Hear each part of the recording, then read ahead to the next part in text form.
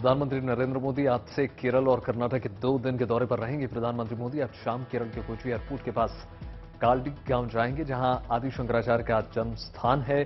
वो कोची मेट्रो के पहले चरण का शुभारंभ करने जा रहे हैं। प्रधानमंत्री कल सुबह कोची शिपयार्ड में स्वदेशी विमानवाहक जहाज आईएनएस विक्रांत को नौसेना के बेड़े में शामिल करेंगे। वे नौसेना की पताका का भी अनावरण करने जा रहे हैं। इसके बाद वे कर्नाटक के मंगलुरु में 3,800 करोड़ की परियोजनाओं का आधारशिला रखने जा रहे हैं।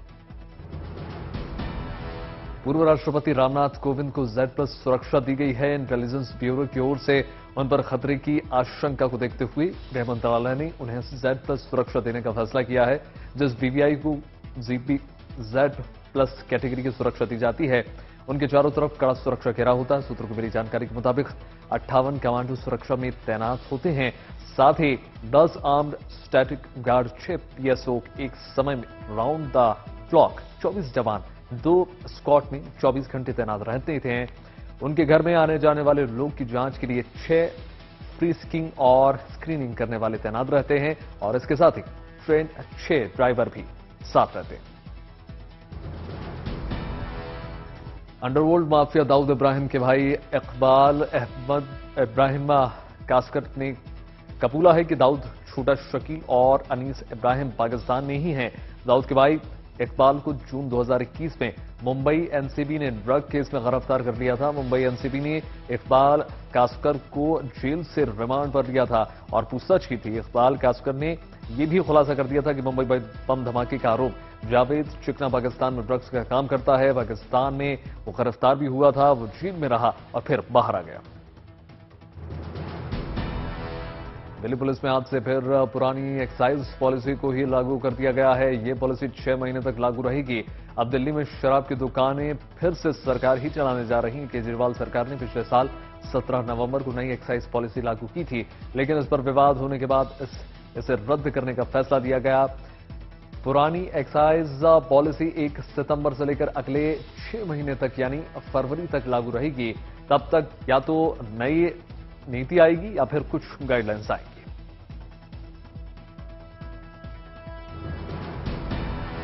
आज से सितंबर का महीना शुरू हो गया है और पहली तारीख से गैस सिलेंडर के दाम से लेकर बैंकिंग नियमों तक कई बड़े बदलाव लागू हो गए हैं। अच्छी खबर यह है कि कमर्शियल LPG सिलेंडर के दामों में कटौती की गई है। आज से दिल्ली में एक इंडेन के 19 किलो के कमर्शियल सिलेंडर की कीमत 91.50 रुपए, कोलकाता में 100 रुपए, मुंबई में 92 रुपए 50 पैसे, चेन्नई में 96 रुपए की कमी हुई है। कमर्शियल सिलेंडर की कीमतों में कटौती हुई है और इसका लाभ लगभग देश के हर कोने में मिलेगा।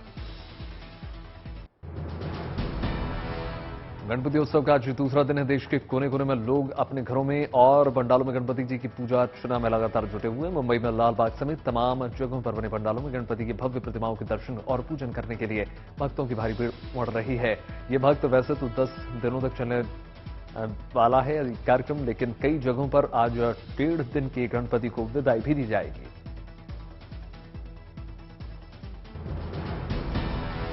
मुंबई के फोर्ट इलाके में भी गणपति का भव्य पंडाल लगाया गया है। यहां 67 साल के गणपति पूजा हो रही है। दूर दूर से श्रद्धालु यहां गणपति के दर्शन और पूजा करने के लिए पहुंच रहे हैं। यहां गणपति की शानदार सजावट।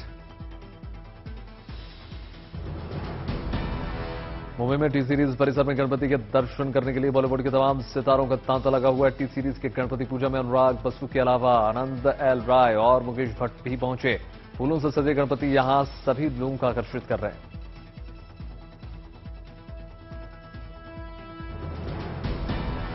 बॉलीवुड के एक्टर सलमान खान कल देर रात अपनी बहन अर्पिता के घर गणपति पूजा में शामिल होने के लिए पहुंचे। उन्होंने गणपति के दर्शन किए और आशीर्वाद ग्रहण किया। सलमान खान की बहन अर्पिता ने कल अपने घर में गणपति की प्रतिमा की स्थापना की। कुछ वर्षों पहले सलमान खान भी अपने घर 1.5 दिन के गणपति की स्थापना करते थे।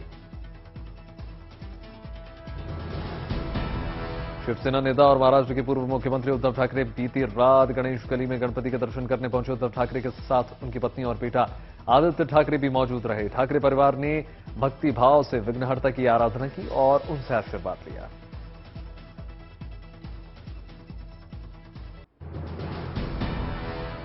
मुंबई में लोकप्रिय टीवी सीरियल ये रिश्ता क्या कहलाता है के सितारों ने भी धूमधाम से गणपति पूजा और आरती की। इस सितारों ने इस मौके पर पप्पा से शो की कामयाबी के लिए आशीर्वाद मांगा। तमाम सितारे इस मौके पर हर्षोल्लास में डूबते हुए नजर आए।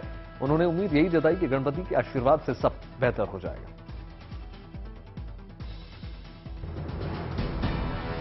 सीरियल वो तो है अलबेला के कलाकारों ने भी सीरियल के सेट पर शानदार तरीके से गणेशोत्सव मनाया। इस मौके पर सजेंद्र जी शो के सितारों ने इस मौके पर कहा कि सेट पर गणेशोत्सव से माहौल बहुत पॉजिटिव हो गया है।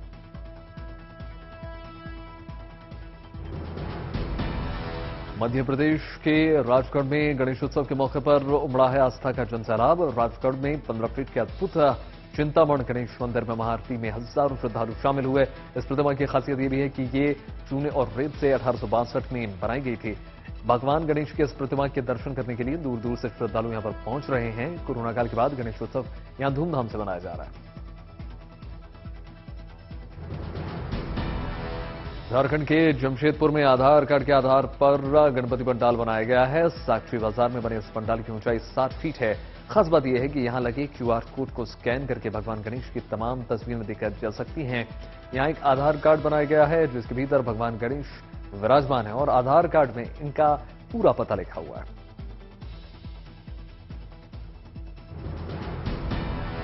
दक्षिण भारत में भी गणेशोत्सव पारंपरिक श्रद्धा और उल्लास के साथ मनाया जा रहा है। कोयम्बटूर के मुथी विनायक मंदिर में गणपति की प्रतिमा को 4 टन फूलों के साथ सजाया गया। दूर दूर से श्रद्धालु मंदिर में पूजा अर्चना के लिए पहुंच रहे हैं। गणेशोत्सव के दौरान खास तौर पर भीड़ उमड़ रही है।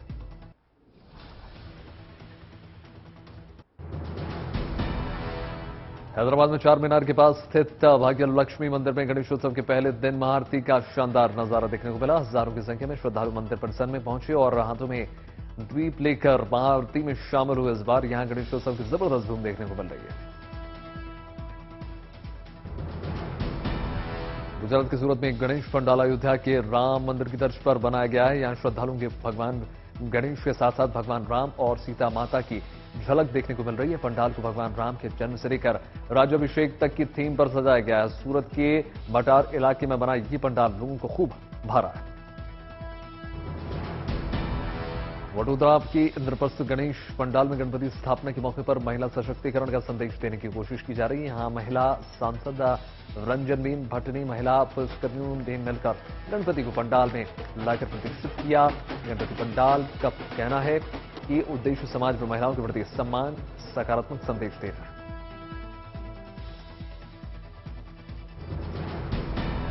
कर्नाटक के मांड्या में गणेशोत्सव के दौरान सांप्रदायिक सद्भाव की अनूठी मिसाल देखने को मिली। यहां हिंदू और मुस्लिम दोनों समुदायों के लोग मिलजुल कर गणेशोत्सव मनाते हुए नजर आए। लोगों का ये कहना है कि इस उत्सव को मिलकर मनाने से समाज में अच्छाई और भाईचारे का संदेश हम विस्तार से चर्चित कर सकते हैं। पिछले 17 वर्षों से यहां इस तरीके से गणेशोत्सव मनाने की परंपरा चली आ रही है।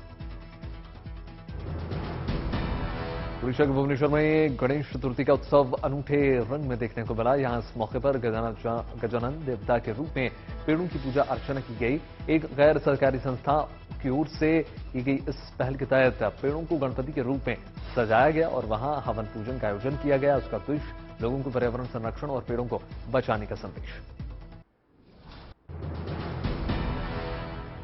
भारत को सर्विकल कैंसर के खिलाफ आज पहली स्वदेशी वैक्सीन मिलने वाली है। इसका नाम क्वाड्रीवैलेंट ह्यूमन पैपिलोमा वायरस वैक्सीन यानी QHPV है।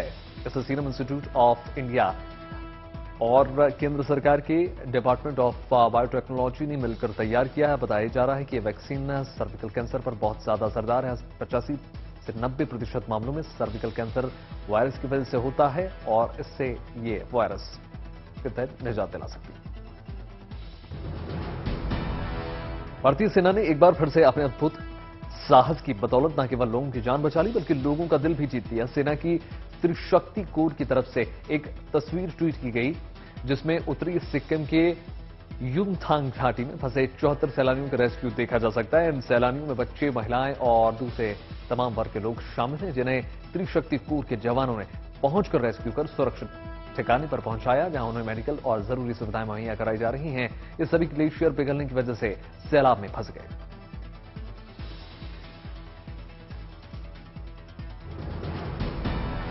बिहार के मुंगेर जिले को राज्य स्वास्थ्य विभाग की ओर से नई एम्बुलेंस मुहैया कराई गई है। बेसिक लाइफ सपोर्ट सिस्टम से लैस इन एम्बुलेंस के जरिए आम लोगों को बेहतर मेडिकल सुविधा उपलब्ध कराने में आसानी होगी। प्रशासन के मुताबिक जिले को 10 से 15 दिनों के अंदर 6 और एम्बुलेंस मिलने जा रही हैं, जिससे मुंगेर जिले में एम्बुलेंस की कमी पूरी हो जाएगी। इससे सुदूर ग्रामीण इलाकों में स्वास्थ्य सेवा और बेहतर की जाएगी। खास तौर पर इमरजेंसी की हालत में ये एम्बुलेंस सहायक होगी।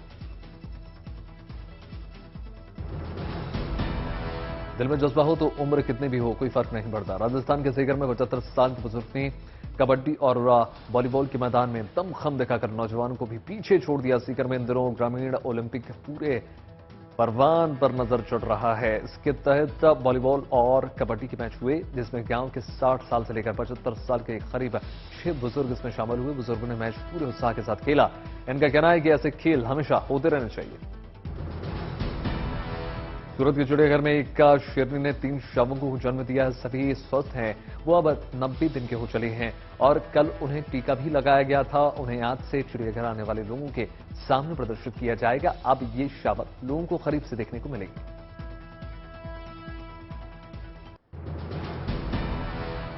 बिहार में डिप्टी सीएम तेजस्वी यादव के क्षेत्र राघोपुर में बाढ़ ने दस्तक दे दी है। यहां के कई इलाकों में तेजी से गंगा का पानी घुसता हुआ नजर आ रहा है, जिसके कारण दुकानें, मकान और सड़कें जलमग्न हो चुकी हैं। गंगा नदी में तेजी से बढ़ते जल स्तर के कारण आसपास के कई इलाकों में बाढ़ जैसे हालात उत्पन्न हो चुके हैं। गंगा नदी से सटे तेरसिया में सड़कें, दुकानें और मकान डूब चले हैं।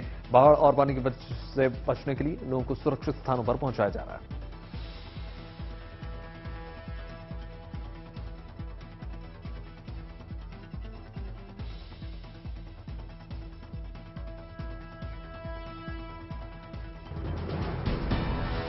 बिहार के मुंगेर में गंगा का जलस्तर खतरे के निशान से काफी करीब पहुंच चुका है, जिससे गंगा का पानी निचले इलाकों के अलावा अब रिहायशी इलाकों में भी फैल रहा है। मुंगेर जिले के 3 प्रखंड के लगभग 28 पंचायतों में गंगा अपना असर दिखाने लगी है।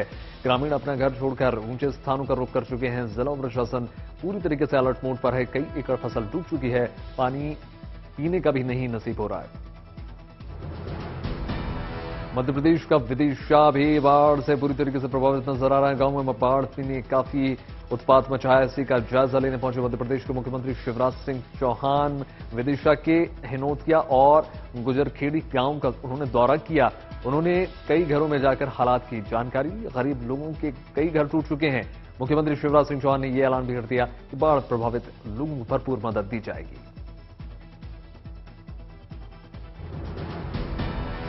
उत्तराखंड के पिथौरागढ़ जिले के नाचने क्षेत्र में भारी बारिश जमकर कहर मचाया। यहां पर हरदिया नाले के ऊपर बने बैली ब्रिज पर बारिश का पानी और मलबा बहने लगा, जिसकी आवाजाही बंद हो गई। हरदिया नाले पर बना ये पुल मुनस्यारी को जिला मुख्यालय से लगा सीधे तौर पर जोड़ता है। हालांकि वैली ब्रिज के पास एक नया मोटर पुल भी बनकर तैयार हो गया है, लेकिन अब तक उसमें आवाजाही शुरू नहीं हुई।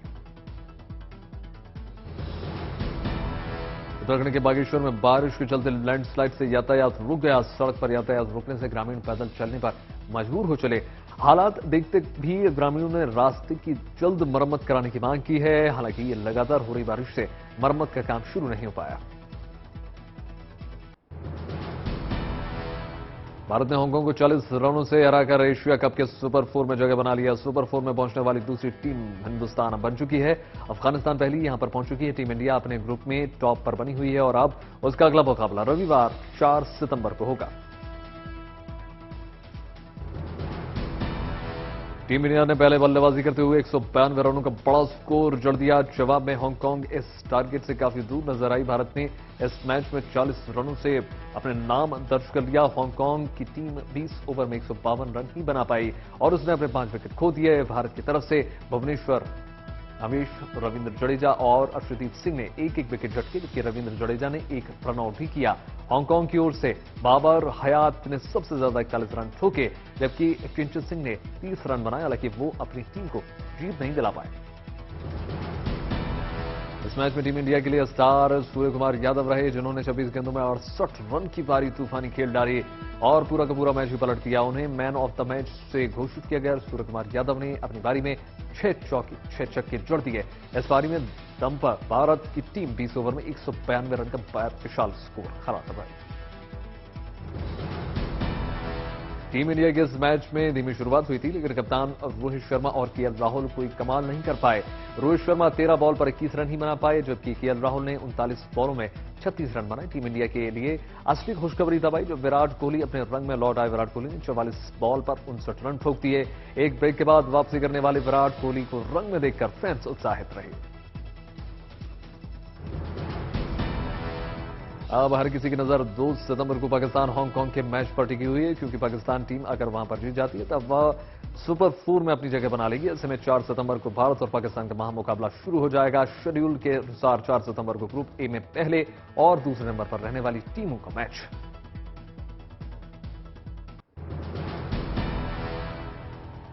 कोलंबिया के बोगोटा में सबसे बड़े म्यूजिक कॉन्सर्ट का विश्व रिकॉर्ड कायम कर दिया गया है। रविवार को हुए इस कॉन्सर्ट में 16,000 संगीतकारों, गायकों और चिल्ड्रंस चॉइस ग्रुप ने हिस्सा लिया। इस मौके पर बोगोटा फिल्मार्मोनिक ऑर्केस्ट्रा मौजूद रहे और संगीतकारों ने समा बांध दिया।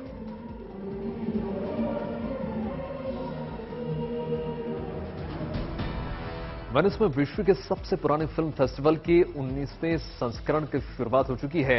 इस मौके पर फिल्मी सितारों के अलावा राजनीति और दूसरे क्षेत्रों की हस्तियों ने भी रेड कार्पेट पर शिरकत की। इस दौरान अमेरिका की पूर्व फर्स्ट लेडी और विदेश मंत्री रही हिलरी क्लिंटन भी रेड कार्पेट पर नजर आए। 11 दिन चलने वाले इस फिल्म फेस्टिवल में दुनिया भर के नामचीन कलाकार, फिल्म निर्देशक, निर्माता और अन्य सितारे शामिल रहे। इस दौरान प्रतिष्ठित गोल्डन लॉयन अवार्ड का भी ऐलान कर दिया जाएगा, जिसके लिए 23 फिल्मों के बीच होड़ लगी है।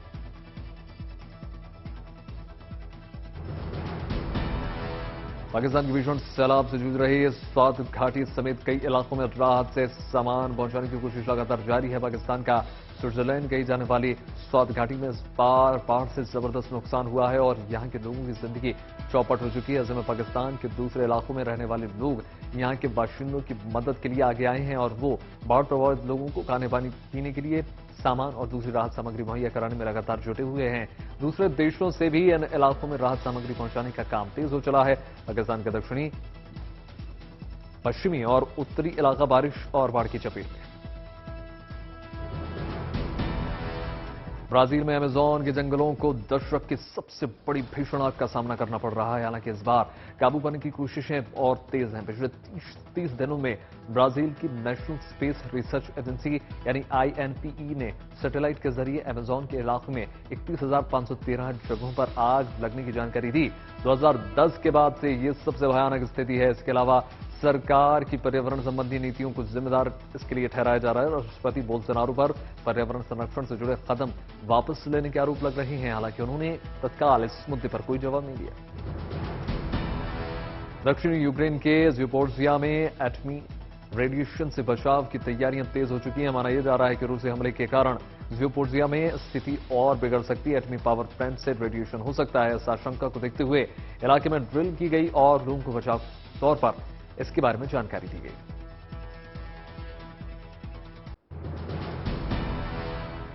रूसी सेना ने यूक्रेन के क्रामाटोर्स्क के रिहायशी इलाकों पर फिर से हमला कर दिया। 300 मिसाइल से किए गए हमले के कई घरों को नुकसान पहुंच चुका है। हालांकि अभी तक किसी के मारे जाने की कोई खबर निकलकर सामने नहीं आई है। ताइवान ने चीन को कड़ी चेतावनी दे दी है। ताइवान के रक्षा मंत्रालय ने एक अधिकारी ने बयान जारी करते हुए कह दिया कि अगर चीनी सैन्य बल ताइवान की सीमा में घुसेंगे तो अपनी आत्मरक्षा करने के लिए जवाबी कार्रवाई देंगे। ताइवान ने चीन पर अस्थिरता कायम करने की आरोप लगाया। चीन और रूस से मिल रही चुनौतियों के बाद जापान की सरकार ने रक्षा बजट बढ़ाने का फैसला कर दिया है। जापान की सरकार ने कह दिया है कि बड़े पैमाने पर क्रूज मिसाइलों समेत बैलिस्टिक मिसाइलों का निर्माण किया जाएगा।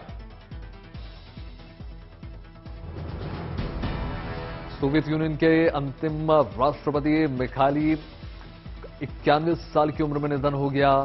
गोर्बाचेव को शीत युद्ध को खत्म कराने का श्रेय दिया जाता है। उन्हें नोबेल शांति पुरस्कार से सम्मानित किया गया था। गोर्बाचेव के निधन पर दुनिया भर के नेताओं ने शोक व्यक्त किया है। फ्रांस के राष्ट्रपति ने उन्हें शांति दूत बताया तो ब्रिटेन के प्रधानमंत्री ने उन्हें शीत युद्ध खत्म करने को लेकर याद किया। अर्जेंटीना में सरकार के खिलाफ बड़ी संख्या में मजदूरों ने प्रदर्शन करा। राजधानी ब्यूनस आयर्स में प्रदर्शनकारियों ने हाथों में पोस्टर तख्तियां लेकर ढोल नगाड़े के साथ विरोध मार्च निकाला। बढ़ती महंगाई और आमदनी में बढ़ोतरी की मांग को लेकर लोगों में जमकर रोष।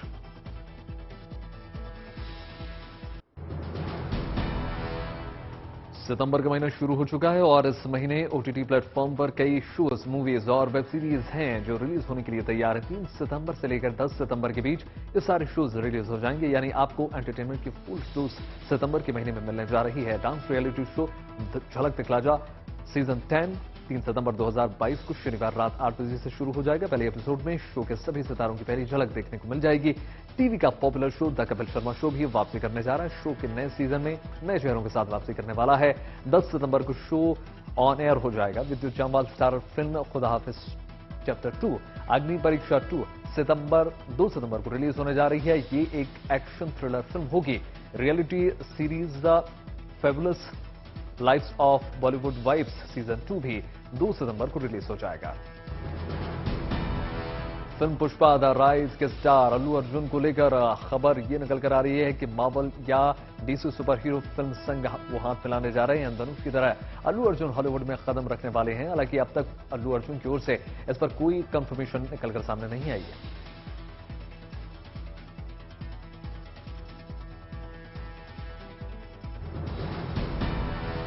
कैटरीना कैफ और विकी कौशल ने पिछले साल दिसंबर के महीने में 7 फेरे लिए थे। तभी से फैंस कयासी लगा रहे थे कि दोनों किसी प्रोजेक्ट के लिए साथ निकल कर आएंगे। फैंस की तमन्ना पूरी हो चुकी है क्योंकि दोनों ने 29 अगस्त को एक एड कमर्शियल के लिए शूट किया। जल्द ही इनकी जोड़ी पर्दे पर नजर आने वाली है। रिपोर्ट के मुताबिक कैटरीना कैफ और विकी कौशल दोनों ही एक एडवर्टीजमेंट के लिए कोलैबोरेट करने वाले हैं। महबूब स्टूडियो बांद्रा मुंबई में दोनों ने 29 अगस्त के दिन एक इंडोर शूट किया है। हालांकि अभी तक दोनों में से किसी ने भी इस प्रोजेक्ट के बारे में घोषणा नहीं की है। फिल्म लाइगर बॉक्स ऑफिस पर पूरी तरीके से पिट चुकी है। मेकर्स को भारी भरकम नुकसान झेलना पड़ा। फिल्म में great boxing champion Mike Tyson cameo role में भी नजर आए। इस कैमियो रोल को करने के लिए इन्हें मेकर्स ने 25 करोड़ रुपए ऑफर किए थे। देखा जाए तो माइक टायसन भी इस फिल्म को डूबने से बचा नहीं पाए। टीवी पर कॉमेडी शो करने वाले कपिल शर्मा ने अब एक्ट्रेस हुमा कुरैशी संग एक और नए प्रोजेक्ट की घोषणा कर दी है। कपिल शर्मा ने जो पोस्ट शेयर किया उसमें दोनों की हाथ से बंदूक बनाए फोटो क्लिक कराते हुए नजर आ रहे हैं। कपिल शर्मा ने फोटोज पोस्ट करते हुए कैप्शन में लिखा कि आप अंदाजा लगा सकते हैं कि मैं और हुमा कुरैशी के साथ में किस प्रोजेक्ट पर काम करने वाले हैं। पहले 10 विजेताओं को मौका मिलेगा द कपिल शर्मा शो में आने का और लाइव देखने का। मैं केवल 10 शुरुआती सही जवाब लाइव करूंगा, वही शो का हिस्सा बन पाएंगे।